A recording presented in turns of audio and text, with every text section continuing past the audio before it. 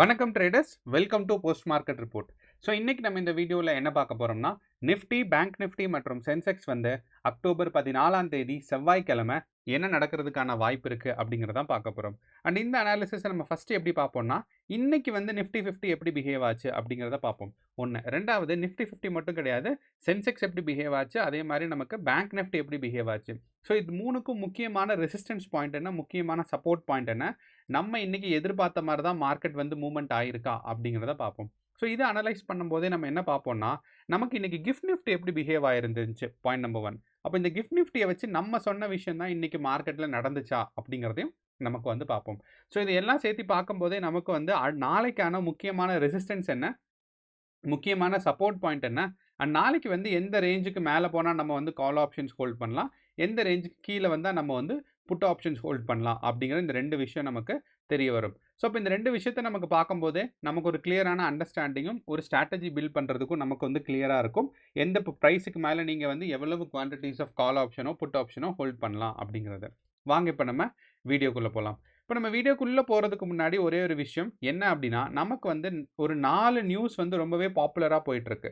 So first வந்து பார்த்தீங்கன்னா, US government வந்து ஷட் டவுன் பண்ணியிருக்காங்க அப்படின்னு. ஸோ இப்போ இந்த யூஎஸ் கவர்மெண்ட் ஷட் டவுன் வந்து ஒன்றும் புதுசு இல்லை, எல்லா தடவையும் நடந்துக்கிட்டே தான் இருக்கும், அடிக்கடி நடக்கும். ஆனால் என்னென்னா, இப்போ வந்து நமக்கு வந்து ரொம்பவே ஒரு 3வது வாரம் தான் போயிருக்கு, அதாவது 21 நாள் தான் கிராஸ் ஆகிருக்கு. ஆனால் டிசம்பர் 2018 பார்த்தீங்கன்னா 35 நாள் ஷட் டவுன் இருந்துச்சு, அப்பையும் ட்ரம்ப் கவர்மெண்ட் தான். ஸோ அதனால் இது பெரிய விஷயம் இல்லை. இது என்னென்னா, அவங்களோட பட்ஜெட் அப்ரூவ் பண்ணாமல் இருப்பாங்க, அதனால் வந்து பட்ஜெட் ரிவிஷன் நடந்துட்டு இருக்கும். ஸோ இதுதான் வந்து யூஎஸ் கவர்மெண்ட் ஷட் டவுன். அடுத்த விஷயம் என்னன்னு பார்த்தீங்கன்னா, நமக்கு ஒரு பாசிட்டிவான விஷயம் என்னென்னா, நம்ம இந்தியன் ருப்பி வந்து குளோபல் ட்ரேட்க்கு போகுது. ஸோ அப்படிங்கிறனால மார்க்கெட் வந்து இந்த இந்தியன் ருப்பியில் வந்து நிறையா கண்ட்ரிஸ் வந்து ட்ரேட் பண்ண இனிமேல் தொடங்குவாங்க. ஸோ அப்படிங்கிறனால ஒரு பெரிய ஒரு கேள்விக்குறி போயிட்டுருக்கு, இது யூஎஸ் டாலரை ரீப்ளேஸ் பண்ணுமான்னு. இது யூஎஸ் டாலரை ரீப்ளேஸ் பண்ணுமா பண்ணாதாங்கிறது ரெண்டாவது விஷயம். ஆனால் என்னென்னா, இந்தியன் ருப்பிக்கு ஒரு ஒரு ஒரு குளோபல் அட்டென்ஷன் கிடச்சிருக்கு. ஸோ அப்போ இந்தியன் மார்க்கெட்ஸ்க்கு நிறையா பேர் வர்றதுக்கான முயற்சியில் இருக்காங்க ரொம்ப ஸ்ட்ராங்காக. இது ரெண்டாவது நியூஸ். மூணாவது என்னன்னு பார்த்தீங்கன்னா, இது யூஎஸ் கவர்மெண்ட் ஷட் டவுன்னு சேர்த்து நமக்கு யூஎஸ் மார்க்கெட் பயங்கரமாக ட்ராப் ஆகிட்டு இருக்கு. ஸோ இதுக்கு காரணம் ரொம்பவே தேவையில்லாத டேரிஃப் எல்லாம் போட்டு அதை வந்து அப்ரூவ் பண்ண சொல்லி கேட்டுட்டு இருக்கிறனால தான் இந்த மாதிரிங்கிறது நியூஸ் வந்துட்டு இருக்கு. கடைசியாக பார்த்தீங்கன்னா, நமக்கு வந்து டேரிஃப் வந்து சைனாக்கு வந்து 20%லேருந்து ஆரம்பித்தாங்க. இந்த 3 மாதத்துக்குள்ளே நீங்கள் குறைக்கலைன்னா நாங்கள் குறைப்போன்னு. சைனா அதை பற்றி கண்டுக்கவே இல்லை. 50 ஆச்சு, 100 ஆச்சு, இப்போ ரீசெண்டாக 145 வரைக்கும் போயிருக்காரு நம்மளோட ட்ரம்ப்பு. ஸோ இப்போ இது வந்து நம்ம குளோபல் மார்க்கெட் அஃபெக்ட் ஆகும், இந்தியன் மார்க்கெட் வந்து ரிஃப்ளெக்ட் ஆகிறது கம்மியாக தான் இருக்குது. என்ன அப்படின்னா, நம்ம இந்தியன் மார்க்கெட் பார்த்தீங்கன்னா, நம்ம இந்தியன் மார்க்கெட் வந்து முன்னாடி மாதிரி இல்லாமல் மார்க்கெட் வந்து இப்போ எதுக்குமே ரிஃப்ளெக்ட் பண்ணுறதில்ல. நமக்கு பார்த்தா தெரியும், நமக்கு வந்து குளோபல் மார்க்கெட் ஸ்ட்ராங்காக கீழே விழுந்துருந்துச்சு. அதே மாதிரி நமக்கு பார்த்துருந்தீங்கன்னா, கிஃப்ட் நிஃப்டியும் ஸ்ட்ராங்காக கீழே விழுந்துருச்சு. ஸோ இந்த gift Nifty, global market, US market எல்லாம் மார்க்கெட் கீழே விழும்போது இந்தியன் மார்க்கெட் வந்து ஆல்மோஸ்ட் ஸ்டேபிளாக தான் இருந்திருக்கு. இதே ரொம்ப பெரிய விஷயம் தான். ஸோ அப்படிங்கிறனால மார்க்கெட் அப்போ இந்தியன் மார்க்கெட் வந்து ரொம்ப ஸ்ட்ராங் ஆகிட்டு இருக்கு. ஏன்னா யூஎஸ் யூஎஸ் மார்க்கெட் எப்போ டவுன் ஆகுதோ அப்போ யூஎஸில் இருக்க இன்வெஸ்டர்ஸ் எல்லாம் இந்தியன் மார்க்கெட்டுக்கு வர்றதுக்கான சான்சஸ் ரொம்பவே அதிகம். அது நடந்துக்கிட்டு தான் இருக்குது. ஒவ்வொரு வாரமும் ஒவ்வொரு மாதமும் நிறையா புது கம்பெனிஸ் யூஎஸ்லேருந்து இந்தியன் மார்க்கெட்டுக்கு ட்ரேட் பண்ணுறதுக்கோ அதே மாதிரி ஃபண்டு புஷின் இன்ஜெக்ட் பண்ணுறதுக்கோ வந்துட்டே தான் இருக்காங்க. ஸோ அப்படிங்கிறனால இந்தியன் மார்க்கெட் சேஃபாக தான் இருக்குது அப்படிங்கிறத நம்ம ஒரு எக்ஸ்பெக்டேஷன்ஸ் பில்ட் பண்ணுறோம். ஓகே, அப்போ நேற்று எப்படி நடந்துச்சு? ஃபஸ்ட்டு வந்து நம்ம நேற்று கிஃப்ட் நிஃப்டி பார்த்துட்டு நம்ம என்ன சொன்னோம் அப்படின்னா, கிஃப்ட் நிஃப்டி வந்து மார்க்கெட் வந்து பாசிட்டிவாக தான் இருந்திருக்கு. கிஃப்ட் நிஃப்டி நமக்கு எல்லாத்துக்கும் தெரியும். நேற்று வந்து நமக்கு பார்க்கும்போது ஒரு கேப் அப்பில் தொடங்குச்சு. மார்க்கெட் ஸ்ட்ராங்கான டவுன்ஃபால் ப்ளஸ் ஒரு கேப் அப் தொடங்குச்சு.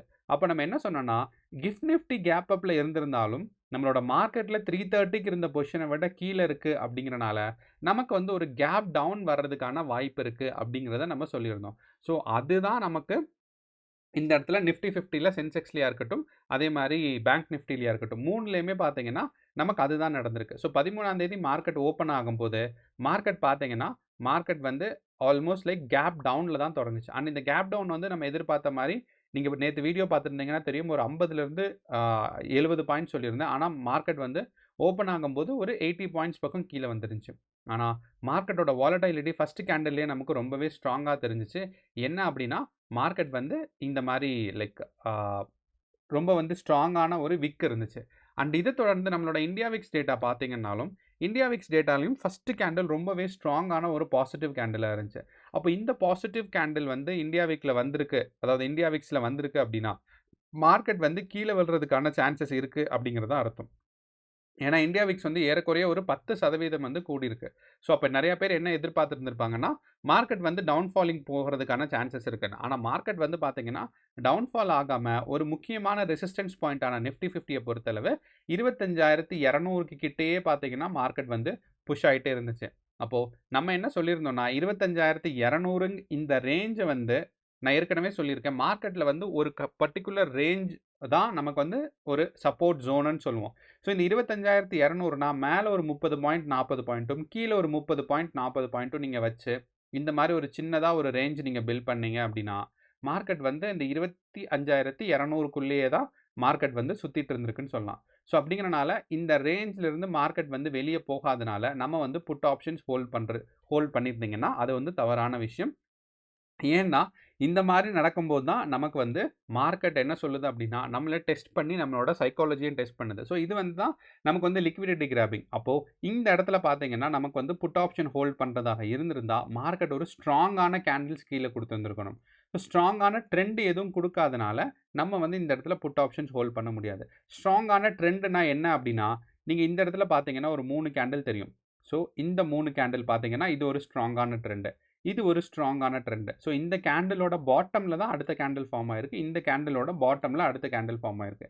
இது 3 மினிட்ஸ் டைம் ஃப்ரேம்ல. அதே இது நான் வந்து 15 மினிட்ஸ் டைம் ஃப்ரேம்ல வச்சிருந்தேன்னா, எனக்கு வந்து அந்த இண்டிகேஷன்ஸ் கிடைச்சிருந்திருக்காது. ஏன்னா ஆல்மோஸ்ட் லைக் சைட்ல தான் மார்க்கெட் வந்து இன்னைக்கு ஃபார்ம் ஆயிருந்துச்சுன்னு சொல்லலாம். ஸோ பார்த்தீங்கன்னா தெரியும்.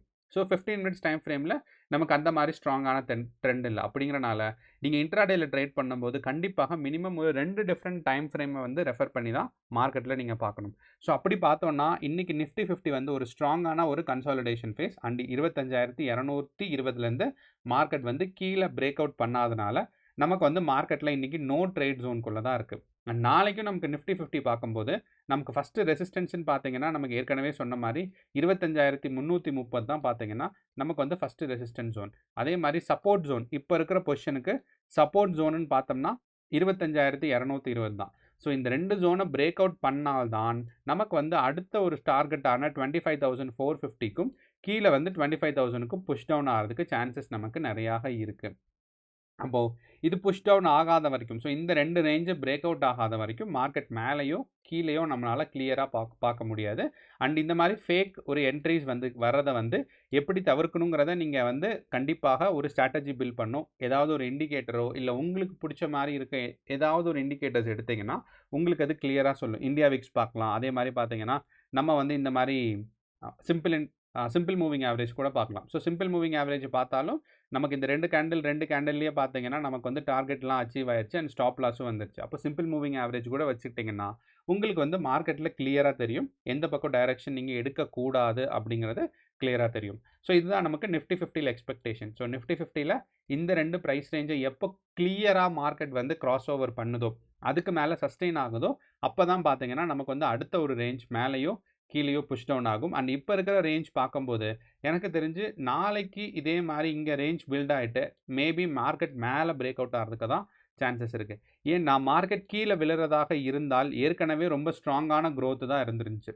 ஸோ ஏற்கனவே இவ்ளோ ஸ்ட்ராங்கான குரோத்தா இருந்துச்சு. அப்ப கீழ விழுறதா இருந்தா, ப்ராஃபிட் இப்படியே எடுத்திருந்திருக்கலாம். ஆனா, இது வந்து மேல போறதுக்கான லிக்விடிட்டி கிராபிங் தான் எனக்கு தோணுது. ஸோ சைக்காலஜி பார்த்தோம் அப்படின்னா, நீங்க ஈஸியா பாருங்க. இங்கிருந்து மார்க்கெட் மேல போயிருக்கு.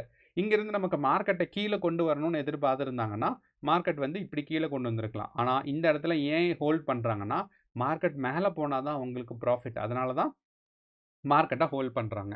ஸோ அப்படிங்கிறனால எனக்கு தோன்றது மார்க்கெட் வந்து மேல போறதுக்கான சான்சஸ் இருக்கு அப்படிங்கிறது.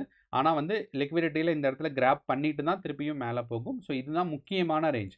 25,320 இல்லன்னா 330ங்கிறது தான் பார்த்தீங்கன்னா, ரொம்பவே ஸ்ட்ராங்கான ரேஞ்ச். இந்த ரேஞ்ச எப்போ பிரேக்கப் பண்ணுதோ, பிரேக் அவுட் பண்ணுதோ, அப்பதான் நம்ம பார்த்தோம்னா மார்க்கெட் வந்து மேல புஷ் ஆகுறதா அர்த்தம். இது வந்து நிஃப்டி 50ல. அடுத்து வந்து பார்த்தீங்கன்னா, நம்மளோட பேங்க் நிஃப்டி எடுத்துக்கலாம். ஸோ பேங்க் நிஃப்டில நம்ம என்ன சொல்லியிருந்தோம் அப்படின்னா, மார்க்கெட்ல 56,000 அண்ட் 56,700க்குள்ள மார்க்கெட் இருக்கிறதுக்கான சான்சஸ் இருக்குன்னு. அதே மாரி 56,000ல இன்னைக்கு மார்க்கெட் ஓப்பன் ஆச்சு. 56,500ல இன்னைக்கு மார்க்கெட் ஓப்பன் ஆச்சு. அங்கிருந்து மார்க்கெட் புஷ் அப் ஆனது பார்த்தீங்கன்னா, ஒரு 200 பாயிண்ட்டுக்குள்ள தான் மார்க்கெட் வந்து புஷ் அப் ஆயிருந்துச்சு. நான் அனாலிசிஸ் பண்ணும்போதுமே யோசிச்சேன். அதாவது நம்ம வந்து அனாலிசிஸ் பண்ணுறது மார்க்கெட்டோட ப்ரைஸ் ஆக்ஷன், முக்கியமான சப்போர்ட் எங்கே, ரெசிஸ்டன்ஸ் எங்கேங்கிறத டிபெண்ட் பண்ணி. ஸோ அப்போ நான் யோசிச்சது என்னென்னா, பேங்க் நிஃப்டி 200 பாயிண்ட்ஸ்க்குள்ளே நிற்குமா அப்படிங்கிறது எனக்கு ஒரு டவுட்டாக இருந்துச்சு. ஆனால் பேங்க் நிஃப்டி அதே மாதிரி பார்த்தீங்கன்னா ஒரு 200 பாயிண்ட்ஸ்க்குள்ளே தான் நின்றுருக்கு. அப்போது நாளையோட மார்க்கெட்டுக்கும் நமக்கு பேங்க் நிஃப்டிக்கு முக்கியமான சப்போர்ட் அண்ட் ரெசிஸ்டன்ஸ் என்னென்னா 56,500ம் 56,700ம். அண்ட் இந்த சப்போர்ட்டை பிரேக் பண்ணுறதுக்கு வெயிட் பண்ணுங்கள். இந்த சப்போர்ட்டையோ ரெசிஸ்டன்ஸோ நீங்கள் பிரேக் பண்ணுறதுக்கு வெயிட் பண்ணி ப்ராப்பராக அந்த பொசிஷன் இன்றைக்கி பார்த்துருந்தீங்கன்னா, நான் வந்து ட்ரேடே எடுக்கல. அண்ட் எனக்கு தெரிஞ்சு மேக்ஸிமம் ஒரு டிசிப்ளின்டான இன்ட்ராடே ட்ரேடர்ஸ் வந்து ஆப்ஷன் பையர்ஸாக இருந்தாலும் சரி, செல்லர்ஸாக இருந்தாலும் சரி, ஸ்பாட்டில் எடுக்கிறவங்களா இருந்தாலும் சரி, Nifty, bank Nifty and Sensex வந்து ஸ்ட்ராங்காக கன்சாலிடேஷன். ஸோ அப்போ வந்து மார்க்கெட்டில் பொசிஷன்ஸ் எடுத்துருந்துருக்க மாட்டாங்க. ஸோ அப்படிங்கிறனால இந்த இடத்துல பிரேக் அவுட் ஆச்சுன்னா நம்ம வந்து புட் ஆப்ஷன்ஸும், இங்கே பிரேக் அவுட் ஆச்சுன்னா நம்ம வந்து கால் ஆப்ஷன்ஸும். எனக்கு வந்து முக்கியமான ஒருத்தர் சொன்னது என்னது அப்படின்னா, நம்ம வந்து ஸ்டாக் மார்க்கெட்டில் ப்ராஃபிட் பண்ண வந்திருக்கோம், ட்ரேட் எடுக்க வரல. ஸோ இன்றைக்கி உன்னை ட்ரேட் எடுன்னு யாரும் சொல்லலை. ஸோ உன்னோட செட்டப்பு இன்றைக்கி நீ ப்ராஃபிட் எடுத்தே ஆகணும்னு உனக்கு யாரும் சொல்லலை. உன்னோட செட்டப் வந்து கரெக்டான பிரேக் அவுட் பாயிண்ட் வந்தால் மட்டும்தான் நீ ட்ரேட் எடுக்கணும். அது வரைக்கும் நம்ம வந்து ட்ரேட் எடுக்கக்கூடாதுன்னு. ஸோ அப்படிங்கிறனால நீங்கள் இன்றைக்கி ட்ரேட் எடுத்துருக்கணும்னு நிர்பந்தம் கிடையாது. உங்களோட செட்டப்பு, உங்களோட ஸ்கேல்பிங் ஸ்ட்ராட்டஜி மாதிரி வந்துருந்துச்சுன்னா நீங்கள் ட்ரேட் எடுத்துருந்துருக்கலாம். அப்படி இல்லைன்னா நீங்கள் வந்து பிரேக் அவுட்க்கு வெயிட் பண்ணி தான் ட்ரேட் எடுக்கணும். ஸோ நிஃப்டி 50ல் பார்க்கும்போது 56,700ம் 56,500ம் தான் பார்த்தீங்கன்னா முக்கியமான ரேஞ்ச் நமக்கு நிஃப்டி பேங்க் நிஃப்டியில். ஸோ இதை தொடர்ந்து பார்த்தீங்கன்னா நம்மளோட சென்செக்ஸ். அப்போ சென்செக்ஸும் என்னென்னா இன்றைக்கி வந்து ஸ்ட்ராங்கான கன்சாலிடேஷன் தான். நம்ம எக்ஸ்பெக்ட் பண்ண ரேஞ்சான 82,150யும் அதே மாதிரி 82,600க்கும் நடுவில் தான் இருந்திருக்கு. ஸோ அப்படிங்கிறனால மார்க்கெட் வந்து இந்த 82,150 அண்ட் 600 தான் நமக்கு சென்செக்ஸை பொறுத்தளவு முக்கியமான ரெசிஸ்டன்ஸ் ஆகவும் முக்கியமான சப்போர்ட் ஆகவும் நம்ம கவனிக்க போகிறோம். அப்போது நாளையோட மார்க்கெட்டை பொறுத்தளவு சென்செக்ஸும் இந்த 83,400ம் அதே மாதிரி 81,200 வரைக்கும் டவுன்ஃபால் ஆகலாம். அதே மாதிரி 83,400 வரைக்கும் மேலே போகலாம். ப்ரொவைடட் இங்கே மேலே பிரேக் அவுட் ஆகுதா, கீழே பிரேக் அவுட் ஆகுதான்னு. ஸோ இப்போ என்னோட ஒப்பீனியன், நீங்கள் வந்து மேலே பிரேக் அவுட் ஆகிறதுக்கான சான்சஸ் இருக்கா, கீழேயான்னு கேட்டிங்கன்னா மேலே பிரேக் அவுட் ஆகிறதுக்கான சான்சஸ் தான் இருக்குது. ஏன்னா இந்தியன் மார்க்கெட் வந்து குளோபல் மார்க்கெட்ஸை வந்து ரிஃப்ளெக்ட் பண்ணலை. ஸோ அந்த ஒரு காரணத்தினால நம்ம மேலே தான் எக்ஸ்பெக்ட் பண்ணுறோம். பட் ஒரு 1-2 டேஸ் ஆகும் தான் எதிர்பார்க்குறேன் மார்க்கெட் வந்து மேலே வந்து பிரேக் அவுட் ஆகிறதுக்கு. ஸோ இதுதான் பார்த்தீங்கன்னா சென்செக்ஸோட முக்கியமான resistance range and support range. Okay, இப்போ நம்ம யூஎஸ் மார்க்கெட் என்ன தான் நடக்குதுன்னு பார்த்துடலாம்.